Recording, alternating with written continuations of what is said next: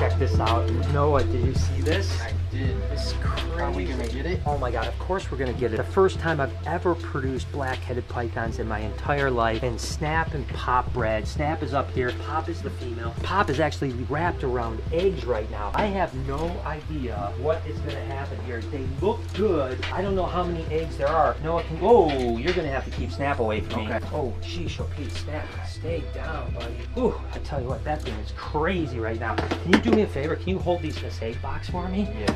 Oh, both of them? Yep. Whoopsies. Make sure Snap doesn't get me. I don't know what Pop is. Again, I produce Woma pythons, which are in the Aspidites genus, but never black-headed pythons. Take a look at this right here. They are some big eggs, though. So I'm just gonna kind of slow. Wow, look at that clutch of eggs right there. Oh my goodness gracious. So I have to just kind of unwind her. It was interesting that she came down here to lay her clutch, but I've got all the eggs right here. It looks like they're all in one bunch right here. I'm just gonna take them out and put them in this one box just to now. I might separate them out first, but it looks like she did really good. She's got all her eggs out. Good job, Mama. What an amazing thing. But look at how big these eggs are. Are they crazy or what? Yeah, they're mammoths. It's unbelievable. And again, that's kind of how you want to remove eggs like that. You know, just kind of unwind them, you know, like that. Make sure the female doesn't bite you. We have 2, 4, 6, 8 eggs. Oh my gosh, 8 black-headed python eggs. This is the first time you ever produced? First time ever in my life, and I've dreamt about black-headed pythons my whole life. I actually not only own them, but actually potentially have babies coming. Now, I will say the eggs are a little bit difficult. So I think I'm going to try to do is actually remove these eggs so that they're not clumped together. Because like I said, python eggs can sometimes be a little tricky, but black-headed python eggs in particular can be really difficult. So now what you never want to do is have these touch water. So a lot of people will actually use like vermiculite or perlite. This is actually perlite isomer, but they'll use that and they'll actually put them above, like with the grating that you see in the lights or something like that. They'll actually put a grating down and then the eggs are never touching things. Now with the hatch-right, there's actually no water that it would be touching. So I know people that have had success hatching black-headed python eggs with hatch-right, and that's what we're going to try too. But I don't want the eggs to be touching. That way, if for some reason one egg goes bad, it doesn't get another egg go bad. So the time to remove them is now, when they're still pliable. You have to just be super careful to not rip the... Right. If you rip them, you're in trouble. And these guys, you can tell, have some pretty thin membranes. Yeah. I mean, they're not as thick as a ball python, that's for sure. So I have to be like super gentle and not rip any of these eggs. I mean, I'm just like going so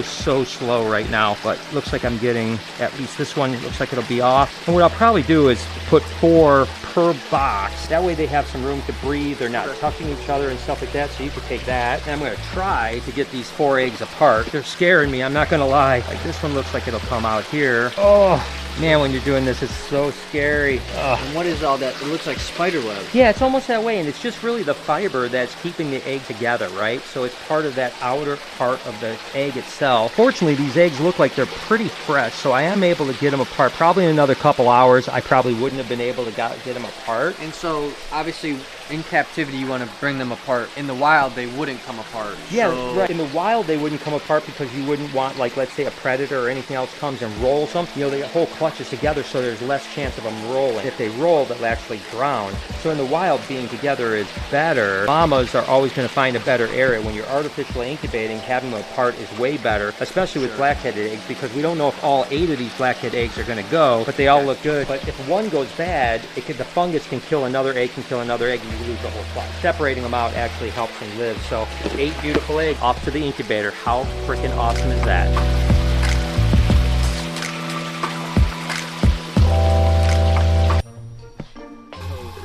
I think you got a leak, Mike. I have my paper towel there. That's a real plumber. Yeah, because now all the water goes down instead of out. Okay. I'm a genius. Don't like me either.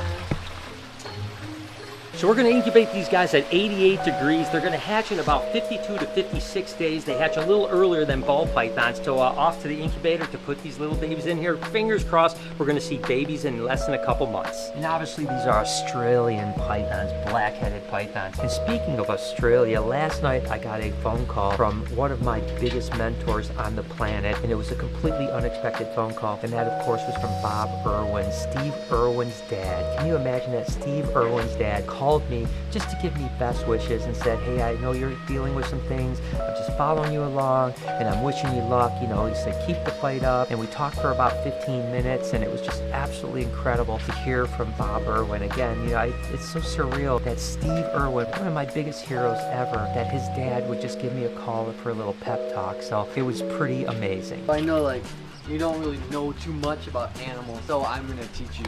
Oh, very ready to be educated. There you go. So this is a goanna. Oh God, you know what you're doing? Absolutely. You're walking the bloody bastard. Tell me about it. Oh, So tell me about what's happening now. Well, it's squirting out its pee hole because it's awfully frightened. Okay. Oh yeah, it's really squirting. Is that what you do when you are frightened? Yep. Oh! All right. So I'm ready for my lesson. What do you mean you haven't learned anything yet? No.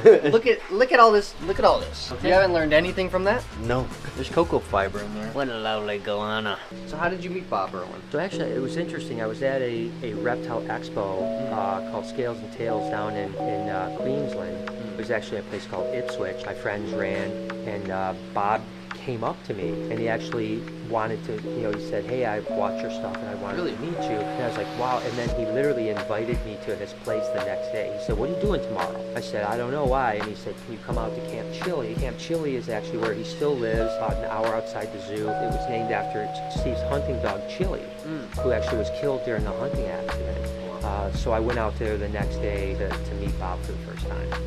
Here at Camp Chili with Bob Irwin, of course the founder of the Australian Zoo and the Bob Irwin Wildlife Foundation. But today we have a kind of special thing. What do you got for me, Bob?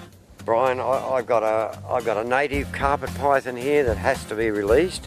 This little python was going to eat one of our king parrots, and I decided that I wouldn't allow that to happen. So we've just brought this out into a nice part of Camp Chili, and I would ask you to release it if you wouldn't mind. So here's a present from me, Brian, and there is a chance, because this is not a captive bred snake, that you may receive a little bite. Well, it wouldn't be the first time, No, Bob. I'm Well, sure it wouldn't. I love catching snakes, and I've been all over the world catching them, but releasing them is by far my favorite thing. So thank you for letting me be a part of this, and let's go ahead and see what we can do here, guys. Now, I've been working with carpet pythons for a lot of years, and they're one of my favorite snakes, to be honest with you. Of course, we're in Queensland, so these are the Queensland or coastal carpet pythons. And look at this beauty right here.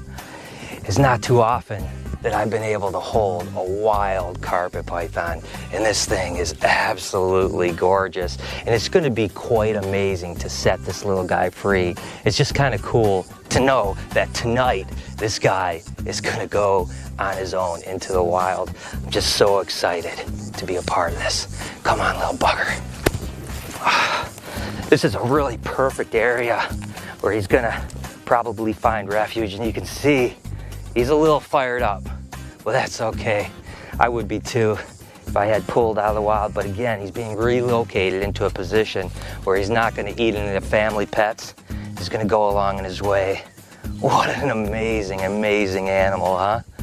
I had to reflect on this moment. I wonder how many snakes Steve Irwin and his dad had captured and released together. Wow, something I'll never forget.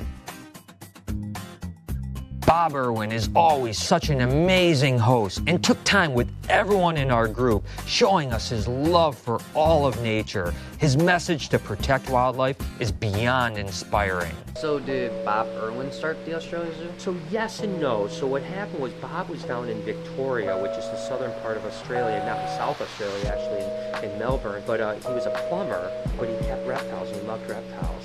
And so he had an injury on a job site, and so he decided to drop everything, move to Barraroo, where the zoo is, with his kids. Steve was just a little kid, and he had a couple other kids as well.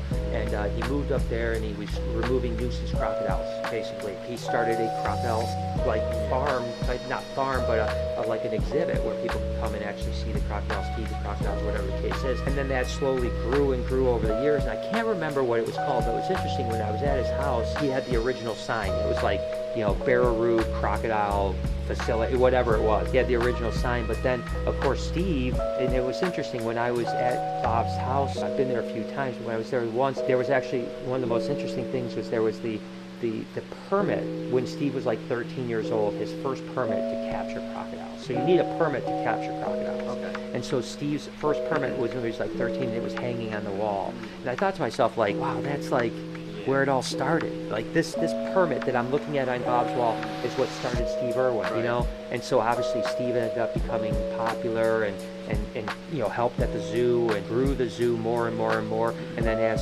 Steve became more famous on Animal Planet and stuff like that, they changed the name from whatever it was, the crocodile, whatever, they changed it to the Australia Zoo. And then of course, eventually Steve and Terry took the zoo over 100% and Bob was in the background. But yeah, just a truly inspirational guy. Now Terry and his son, what's his name? Robert, yeah, after Bob. Yeah. His name Robert after Bob. So Run it. they run it now, and I've been there a handful of times. It's absolutely a beautiful zoo. One of my favorite zoos on the planet. I hope you can go one day. And it's super cool. But yeah, that's the story of how Steve became Steve. It's amazing that I was able to talk to him last night out of the blue. So next thing I'm going to teach you is how to mop. Okay. No, you can do it. Okay. I'll just tell you, just kind of move it side to side, and you're good. Thank you for the lesson. You're welcome. It was always kind of my dream to go out with Bob one day and catch crocodiles. He invited me out, and obviously don't know what's going to ever happen there. He would love these albino alligators. I know that. I don't think the Australians, I know they have alligators, but I don't think they have any albino alligators. They may have gotten it since I've been there last. I want to tell you the story about the first time I met Bob on his property, right? So I met him at the zoo. He invited me out. I was pretty nervous because, I mean, this is Steve Irwin's dad. So we drive out. It's really in the bush, and you go like through the first gate, and then there's a second gate. The second gate is like electrified fence because he has like emus and horses, stuff running around, and it's 600 acres, and again, it's called Camp Chile. You get to the second fence, and his wife, Judy, Steve's stepmom, actually comes running. She says, Brian, quick, come, I gotta come over here. I get out of the car, and I run. I don't even know what I'm running for. And sure enough, there's an eastern brown snake. Now, it's like 95 degrees outside. Eastern brown snake, fired up. I mean, they're the top 10 most deadly snakes on the planet. Really like defensive. I mean, when you touch them, they come flying back super fast. Now it's 95, so it's even faster. And I didn't have that much like wild elapid, especially not Australian elapid, experience at the time. So I was like, oh crap, but Bob is standing there. And so I run and I grab it, and it comes flying back at me, and I let it go, and it comes flying back at me, and I let it go. And finally, it got underneath this porch. And so immediately, Bob at the time was 72 years old. He gets on his hands and knees and he crawls on the porch. I get on my hands and knees, crawl right after him. And it's like me and Bob are right next to each other, side by side, just going under the porch. And two things went through my head at that moment. One was like, I wonder how many times Steve and his dad, Bob, had done the same thing. Maybe not under the porch, but they're searching for that brown snake. They're doing whatever, and I'm thinking like, what an experience to experience that with Bob. And then the second thing I thought was like, what happens if we find the snake? Yeah, right. Like we're under a little porch with the snake that like is going to try to kill us, but we didn't find the snake. And Bob, 2 days later, roused me pretty hard on an email saying like, by the way, I caught that snake. He sent me a picture of him with the snake like this, and he said, I caught the snake. He said, you're going to have to, brush up on your elapid catching. And by the way, Bob told me he didn't even have a snake hook on his property. No snake. He caught every snake just by hand. 72 years old, caught that snake. And the good news is that years later, we filmed Venom Hunters for Discovery Channel on Bob's property, catching brown snakes. No snake hook? No snake hook. No. And catching brown snake. And I caught like 4 brown snakes in front of Bob. So I redeemed myself. So so it's Bob he's a legend, and to have him as a friend more than I can ever express. That's cool. Let me give you a quick lesson. So first, turn the water on. Okay. With my poop hands. All right. Ah, it's hot. Now You need it warm because that's poop. And then apply soap. You're gonna wash your hands and sing Happy Birthday. Happy birthday. No, don't rinse your hands yet. Why? Because you're still singing Happy Birthday. Happy birthday. This is okay. No, that's good. Just rinse your hands. You sing Happy Birthday so many times. Okay. Something like that. Okay. Good job. Thanks. Mike, don't be mad. We didn't do anything. Again? That looks like a lot. If you come and look right here, actually, you can see it flowing. So it's fresh. It's super fresh. 5 minutes ago, I put that hose away. Did you just clean it? Yep. Cleaned it twice already. Twice? Twice. Well, Noah taught me that when animals are fearful, they squirt things. So she was probably just scared. You guys have been sending me some things and it's really been keeping my spirits up. And actually my buddy Dingo sent me this. I have no idea what it is, but let's see if I can get it out of here. What is it that Dingo sent me? Look at this guy. Look at this Dingo, man. Look at that young strapping lad right there. Dear Brian, never forget that you're tougher than a woodpecker's lips. Can't wait for you to beat this thing and join me in Africa with one of these beasts. You are an inspiration to all of us. Love you, Dingo. And a black mamba. That's right. Here just in a couple weeks, we're supposed to head over to Africa, and I told him that I wanted an entire day of training with black mambas. So Dingo, I'll do my best to take a rain check for now, and hope that we can make that happen in the future. And this is an old friend of mine that I've known for a long time ago, a tattooer, and he reached out to me. He's a tattooer and an artist, and he reached out to me and said, hey, I've been working on something and I want to send it to you. So I don't know what he sent it to me. I'm assuming it's an art piece, but I can't wait to see what it actually is. Here we go. Oh, he's got it wrapped really well. Okay, here we go. What do we have? Hope all is well. Here's the snake art I was talking about. I put 3 other prints in as well. Hope you like them. Thank you so much, Paul. Let's see what we got here. So here's some of his tattoo stuff that he does. You can see kind of his point. And this is, oh, that is dope. So this is the snake that he was working on. Of course, signed by Paul. I mean, that thing is dope, man. Wow, I could see that being a really cool tattoo. It's got the little mouse all wrapped up down here. Thank you so much. I mean, again, you know, you guys have been sending me stuff, and it's definitely helping my spirits. And then this is from Kirsten Peterson out in Washington State. I don't know what this is, but let's take a look. What do we have here? Oh, we have some socks. These anaconda socks? Oh my God, are these anaconda socks? Get out of town, man. This is so dope. Oh my gosh. Look at them. They're literally, oh, it's not a sock. Okay, it's actually just a stuffed animal. It's actually like a little boa you can go around here. Wow, that is the cutest thing. So that is super cool. Thank you so much. And then we just have a bunch of stickers here. And a bunch of little hognose snake, ball python, another ball python. So thank you guys so much. It's always amazing. Like I said, I can't thank you enough. It's been a really awesome day. Hope you guys enjoyed today's video. If you did, there's a playlist that you can watch all kinds of videos. You can also hit that subscription button. It would mean a lot to me. Also, hit that like button while you're down there. Have a wonderful day, Reptile Army. Remember, be kind to someone, and I promise I'll see you in the next one.